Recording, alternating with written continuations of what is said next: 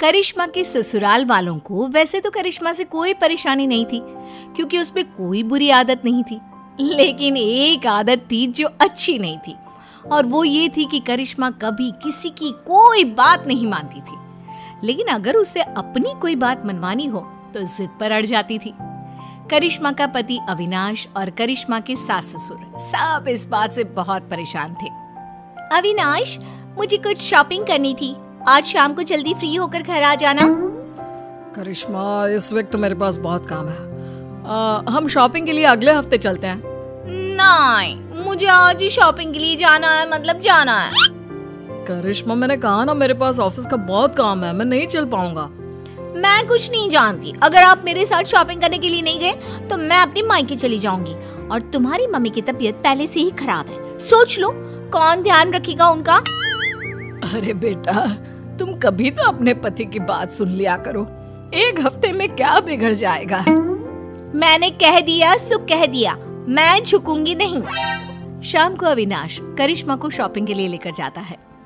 अविनाश, मुझे ये ड्रेस बहुत पसंद आ रहा है। अरे लेकिन ये पूरे 20,000 का है।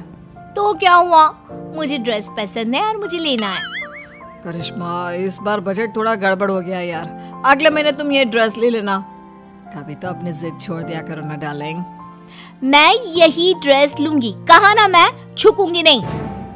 कुछ दिनों के बाद, करिश्मा बेटा, अविनाश के मामा जी हमारे घर आ रहे हैं। देखो, हमारे सामने तो तुम कैसे भी कपड़े पहन लेती हो, लेकिन उनके सामने बस एक दिन के बाद बेटा साड़ी पहन लेना। हाँ? अरे, अविनाश के मामा जी आ रहे हैं तो मैं क्यों साड़ी पहनूं? करिश्मा, हम सब तुम्हारी बात मान लेते हैं ना, कभी तुम भी तो हमारी कोई बात मान लिया करो। कितनी बार कह चुकी हूँ, मैं झुकूंगी नहीं। अगले दिन, और अविनाश, हमारे घर की बहू है तो साड़ी पहन कर रहती है, तुम्हारी बहू तो पजामा टी शर्ट पहन कर घूम रही है। अब क्या बताएं, बहुत समझाने की कोशिश की, लेकिन किसी की बात नहीं सुनती, हर बात पे कहती है मैं झुकूंगी नहीं। बात करने की कोशिश करता हूँ। अरे करिश्मा बेटा, जरा इधर तो आओ। जी मामा जी, बताइए क्या हुआ? अरे वैसा तो तुम बहुत प्यारी हो बेटा, लेकिन तुम्हें इतना तो पता होगा ना कि कोई बड़ा घर आता है तो उसके पैर छूने चाहिए। देखिए मामा जी, मैं किसी के आगे झुकती नहीं, दिल से सबकी रिस्पेक्ट करती हूँ, मैं झुकूंगी तो बिल्कुल भी नहीं। सुन लिया आपने मामा जी, समझा समझा कर थक गए हम, किसी की नहीं सुनती। कुछ दिनों के बाद, मम्मी जी, आज मेरी सहेली ने मुझे किसी जरूरी काम से बुलाया था, तो आज अविनाश के लिए खाना आप बना देना। ठीक है बेटा, कोई बात नहीं, मैं बना दूंगी खाना, तुम आराम से अपनी सहेली से मिलकर आ जाओ, कोई बात नहीं, जो भी काम है करके आओ, ठीक है? थैंक यू मम्मी जी। अरे मम्मी, करिश्मा आपकी कोई बात नहीं सुनती, और आपने कितनी आसानी से उसकी बात मान ली। इस घर में सब उसकी बात मानते हैं, लेकिन वो किसी की बात नहीं सुनती। बात तो तुम्हारी ठीक है बेटा, लेकिन हम कर भी क्या सकते हैं, जब भी उसे समझाते हैं बस एक ही बात कहती है, मैं झुकूंगी नहीं। तो मम्मी, आपको भी उससे कहना चाहिए था ना, घर का खाना बना कर जाए, आपको भी उसकी बात नहीं सुननी चाहिए थी। अरे बेटा, बहू है वो मेरी, अब क्या मैं उसके बराबरी करूंगी? और तुम्हारे लिए ही तो खाना बनाना था। अरे कोई बात नहीं बेटा। कुछ महीनों के बाद, बहू, अविनाश का प्रमोशन होने वाला है ना, पंडित जी ने कुछ कहा था मुझसे। क्या कहा था मम्मी जी? पंडित जी कह रहे थे कि अविनाश की पत्नी 4 सोमवार का व्रत रखे, इस बार उसका प्रमोशन पक्का है। लेकिन मम्मी जी, मुझसे तो भूखा रहा ही नहीं जाता, मैं कैसे व्रत करूंगी? अरे बेटा, तू फल खा लेना, दूध पी लेना, बस एक टाइम का व्रत रख, अविनाश की तरक्की के लिए। लेकिन मम्मी जी, आप भी तो व्रत रख सकती है ना, वो आपका भी तो बेटा है। अरे समझने की कोशिश करो बहू, पंडित जी ने तुम्हें ही व्रत रखने के लिए कहा है, वरना मैं तो कब का कर लेती। नहीं मम्मी जी, मैं आपकी बात मानने को तैयार नहीं हूँ। अरे बेटा, कभी कोई बात सुन भी लिया करो, तुम तो कोई बात नहीं मानती मेरी।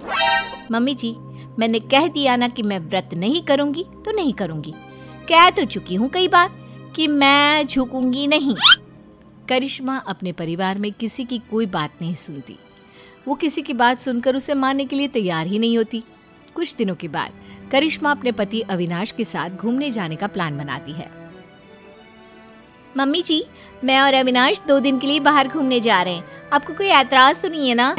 अरे नहीं नहीं बेटा, मुझे क्या परेशानी होगी, आराम से घूम कर आओ। वैसे कब निकलने वाले हो? मम्मी, मैं तो करिश्मा से कह रहा था कि सुबह के वक्त निकलते हैं ताकि शाम होते होते पहुंच जाए। नहीं, मुझे रात को ट्रैवल करने में बहुत मजा आता है और अब तो हम रात को ही जाएंगे। लेकिन बेटा, खुद की गाड़ी से रात के वक्त ट्रैवल करना खतरनाक हो सकता है। क्या फायदा, दिन में चली जाओ। वही तो मैं कह रहा हूँ मम्मी, लेकिन ये सुनती ही नहीं। मैंने कहा ना, मुझे सिर्फ रात में ही ट्रैवल करना है और गाड़ी भी तुम ही चलाओगे। बेटा, इस बार तो तुम्हें यह बात माननी ही होगी। ये तुम्हारी सुरक्षा का सवाल है। मैंने कह दिया ना, हम रात में ही जाएंगे और मैं इस बात के लिए झुकूंगी नहीं। करिश्मा की जिद के आगे अविनाश की एक नहीं चलती और वो दोनों रात को गाड़ी लेकर शहर से बाहर जाने के लिए निकलते हैं। रास्ते में अविनाश की गाड़ी खराब हो जाती है, तभी वहां पर 4-5 गुंडे पहुंच जाते हैं। इतनी रात को बेबी का लेकर कहाँ टहलने निकले हैं भाई साहब? अरे जरा वक्त का तो ख्याल किया होता, इतनी रात को अपनी बीवी को घुमाने चले हो। देखो, हम शरीफ लोग हैं, हमें जाने दीजिए। लेकिन हम तो शरीफ लोग नहीं है ना।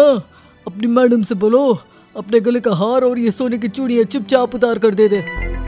मैं तुम्हें कुछ नहीं देने वाली, जाओ यहाँ से, आए बड़े चूड़ियां लेने वाले। अपने पति को जिंदा देखना चाहती हो तो चुपचाप ये चूड़ियां और हार उतार कर दे दो, वरना ये आज बचेगा नहीं। करिश्मा, अगर तुम्हें मेरी और अपनी जान प्यारी है तो अपने गहने उतार कर प्लीज इन गुंडों को दे दो। ए गुंडा किसको बुला रहे हैं? हाँ, सॉरी भाई साहब, गलती हो गई। मेरा मतलब करिश्मा, अपने गहने उतार कर इन भाई साहब को दे दो। मैं अपने गहने किसी को नहीं दूंगी। दूसरा गुंडा चाकू निकालकर अविनाश के गले पर रख देता है। अब भी नहीं दोगी तो तुम्हारे पति की गर्दन धड़ से अलग हो जाएगी, सोच लो। अरे ऐसे कैसे तुम्हारे कहने से कुछ हो जाएगा? मैंने कह दिया सो कह दिया, मैं अपने गहने नहीं देने वाली, मैं किसी के आगे झुकूंगी नहीं। करिश्मा, ये तुम्हारे घर वाले नहीं है जो तुम्हारे झुकूंगी नहीं कहने से चुपचाप बैठ जाएंगे। ये मुझे सीधा ऊपर पहुंचा देंगे। लेकिन अगर मैंने इन लोगों की बात मान ली तो मैं झुक जाऊंगी ना। अरे तो क्या परेशानी है? तुम्हारे झुकने से अगर मैं जिंदगी भर सीधा खड़ा रह सकता हूँ तो क्या प्रॉब्लम है? दे दो अपने गहने। करिश्मा रोते हुए अपने गहने उतार कर उन गुंडों को दे देती है। गुंडे गहने लेकर वहां से भाग जाते हैं। करिश्मा और अविनाश वापस अपने घर पहुंचते हैं। अरे बेटा, क्या हुआ? तुम ऐसी हालत में, और करिश्मा तुम्हारे सारे गहने कहाँ हैं? मम्मी, आपका बेटा जिंदा दिख रहा है, ये कम है क्या? गहनों की छोड़ो, ये पूछो कि मैं जिंदा कैसे बच गया। अरे कैसी बात कर रहे हो अविनाश, जरा सोच समझ कर बोलो। मम्मी, आपकी ये झुकूंगी नहीं वाली बहू आज मेरी गर्दन कटवा देती अपने ना झुकने की आदत के चलते। क्या बात है करिश्मा, तुम मुझे सारी बात साफ साफ बताओ। करिश्मा अपने और अविनाश के साथ हुआ सारा किस्सा अपनी सास को सुनाती है। बहू, घर में तो तुम हमारी कोई बात मानती नहीं, सुनती नहीं, लेकिन तुमने गुंडों के सामने भी अपनी जिद चलाई। कमाल कर दिया भाई। तो क्या करती मम्मी जी, वो मेरे गहने छीन रहे थे ना। और गहने नहीं देती तो वो तुम्हारा पति छीन लेते, उसका क्या? लेकिन मैं उनकी बात कैसे मान लेती, मैं कैसे झुक जाती? अब भी तो झुकना पड़ा ना, क्योंकि उन लोगों ने तुम्हारे साथ जबरदस्ती की। हाँ, नहीं तो मैं उनसे कह देती मैं झुकूंगी नहीं। अरे ठीक है बहू, तुम्हें नहीं झुकना मत झुको। लेकिन देखो, तुम दोनों बहुत डरे हुए और थके लग रहे हो। अभी जाकर अपने कमरे में आराम करो और रात को पिकनिक पर जाने की कोई जरूरत नहीं है। ठीक है मम्मी जी, अभी तो मैं आराम करने जा रही हूँ। मैं एक बार गुंडों के आगे झुक गई, उनकी बात मान ली और अपने गहने दे दिए। लेकिन याद रखिएगा, इस घर की 4 दीवारी के अंदर तो मैं कभी भी, मेरा मतलब कभी भी मैं झुकूंगी नहीं।